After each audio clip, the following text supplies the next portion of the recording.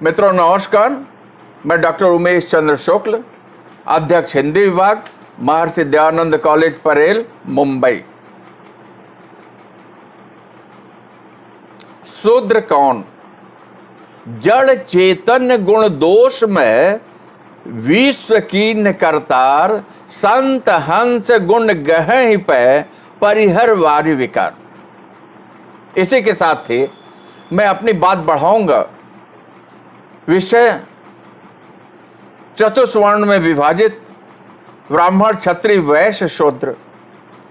और शूद्र के संदर्भ में जब चर्चा चलती है तो हम जाति विशेष पे जाकर के रुक जाते हैं,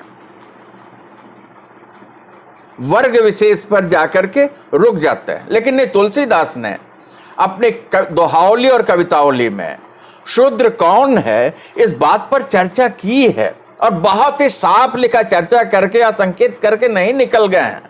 बहुत साफ जो है तुलसीदास ने लिखा हुआ है, भोजन अभक्ष खात पियत अपेय सदा, दुष्ट दुराचारी जे साधुन सतावत है, मानत नहीं मात पितु भगनी और पुत्र वधो, काम रति रोभी नीच नार की कहावत है, सोई नर शूद्रन महु गने जात है माधव, जिनके अस आचरण या वेद सब बतावत है, इन कहूँ सुधार भी को सबे विधि ताड़न चतुर, नाहक में मूल दोष मानस को लगावत है। मित्रों, तुलसीदास के ऊपर सवाल ऐसा नहीं है कि आज ही खड़ा हुआ, समय समय पर चर्चा हुई है। विखंडन बुद्धि वाले लोग आते हैं, बुद्धि का कसरत करते हैं, चले जाते हैं। आइए, शूद्र कौन?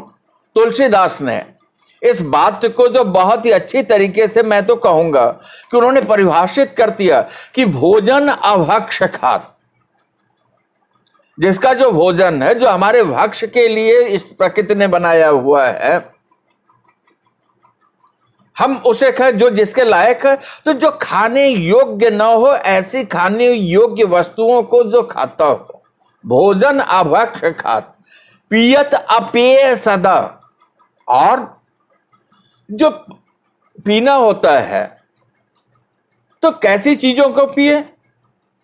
जल तो हम पिएंगे ही, इसके अलावा फिर ऐसी चीजें जो अपेय हो। अब सवाल इस बात का है, समझने की आवश्यकता है यहीं पे, कि भोजन अभक्ष खात। तो भोजन जो अभक्ष खाने का मतलब, जो भी चीज जहां उत्पन्न होती है, पैदा होती है, वहां के लोगों के लिए वही भक्ष है। लेकिन अगर वही चीज जो है दूसरी जगह जाए और वहां पैदा न होती हो, तो ऐसी स्थिति में अगर उसका हम सेवन करते हैं तो वो हमारे प्रकृति के, हमारे शरीर के प्रतिकूल होगा, वो हमारी सामाजिक व्यवस्था के प्रतिकूल होगा। तो इसके लिए अभक्ष के अर्थ को गलत अर्थों में भी मत बैठा लीजिएगा। भोजन अभक्ष खात, जो खाने योग्य नहीं है। अब पियत अपेय सदा, जो पीने योग्य नहीं है, शरीर के अनुकूल नहीं है, शरीर की मांग नहीं है, शरीर की आवश्यकता नहीं है। दुष्ट दुराचारी, जो दुष्ट प्रवृत्ति का व्यक्ति हो, किसी भी वर्ण में पैदा हो, ये गुण है शूद्र के, बता रहे हैं तुलसीदास जी। वहां जो है ब्राह्मण, क्षत्रिय, वैश्य, शूद्र नहीं, ये शूद्र जो गुणों से, तो कहते दुष्ट दुराचारी, जो दुष्ट हो, जो दुराचार करने वाला व्यक्ति हो, साधुन सतावत है, और जो संत जन को, जो सज्जन लोगों को, जो सीधे साधे लोगों को, जो आम नागरिकों को सताता हो, उनको पीड़ित करता हो। मानत नहीं मात पितु, जो अपने माँ के, जो अपने पिता के बातों को नहीं मानता, उनके अस्तित्व को, उनके व्यक्तित्व को, उनके स्वत्व को नहीं मानता। मानत नहीं माता पिता को जो नहीं मानते, स्वयं को सर्वश्रेष्ठ समझते हो। भगनी और पुत्र वधु, और जो हमारी भगनी है, जो हमारे पुत्र की पत्नी है, उन ऐसे रिश्तों को भी जो नहीं मानते। काम रति लोभी नीच, जिनकी दृष्टि जो हमेशा किसमें? काम में रत है कि नहीं?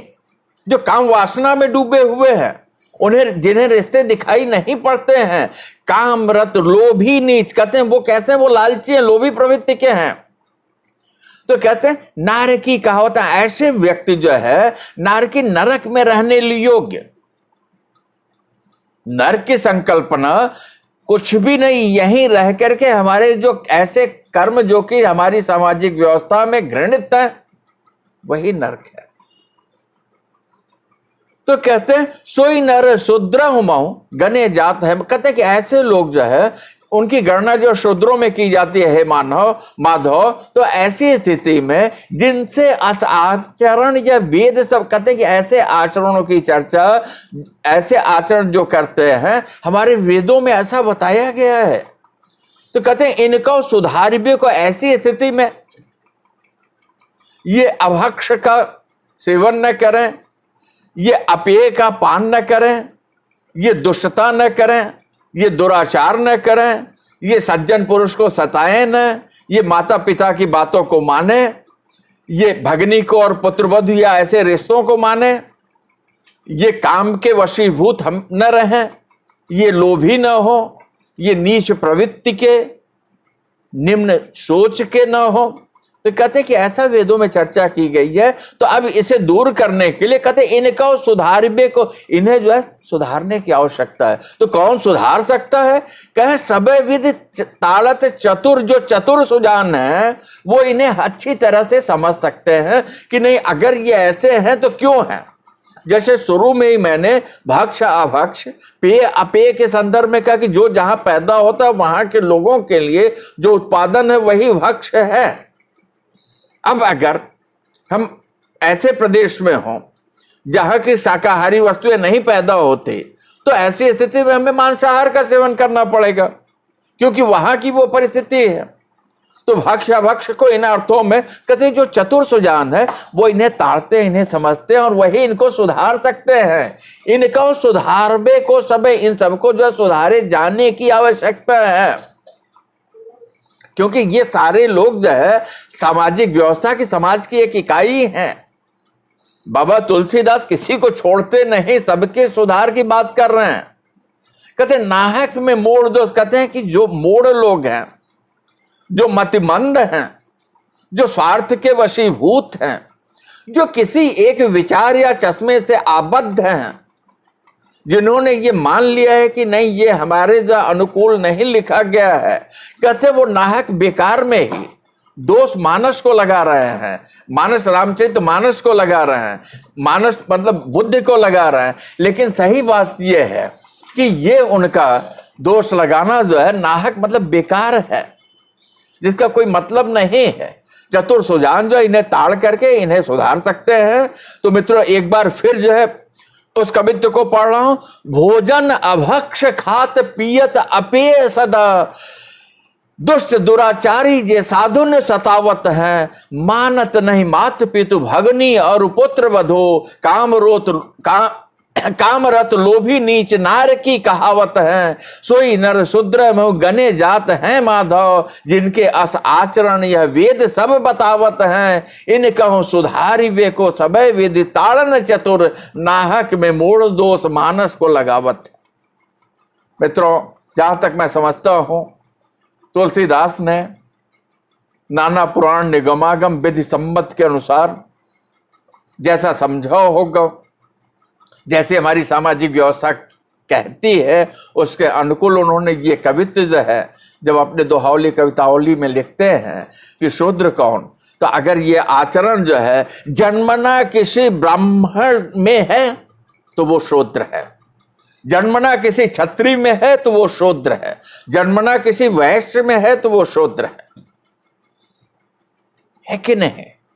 यहां चतुष्वर्ण का सिद्धांत जो है ऐसा नहीं, ये गुण के ऊपर है, सीधे सीधे ये गुण जिनमें, ये आचरण जिनमें हो, वो तिलक लगाता हो लेकिन अपेय का पान करता हो, दुराचारी प्रवृत्ति का हो, तो ये उच्च काम नहीं है मित्रों, ये कार्य निम्न है। तो पुनः तुलसीदास को प्रणाम करते हुए मैं डॉक्टर उमेश चंद्र शुक्ल, अध्यक्ष हिंदी विभाग, महर्षि दयानंद कॉलेज परेल, मुंबई।